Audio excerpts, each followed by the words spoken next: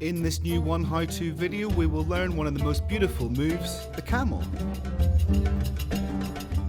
We'll start with our feet parallel and we push the back of our pelvis down towards the ground. It may seem complicated, but with practice you'll see it's not difficult. We start by keeping our navel inward. And then we do the opposite movement, pushing the front of the pelvis forward and to the ground. The two together are out, in, out, in, out, in, out, in. Now the next movement we do is with the navel out.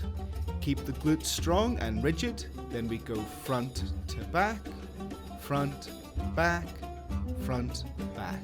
And now it's time to join the two movements. We start with the navel held in and all our weight pushed behind. Keeping the weight on our heels, we then open the navel out and down and push the weight forward. Navel in, back, open, forward, close and back. Your knees are not involved, your chest is not involved, nor are your feet. Just the pelvis which goes back and forth. Your hip does not go up when doing the camel, it just moves laterally. Now you can make the camel your own by moving your arms with the motion. Here is our belly dancing tutorial for today. Give us a like if you found it helpful, subscribe for more and we'll see you next time.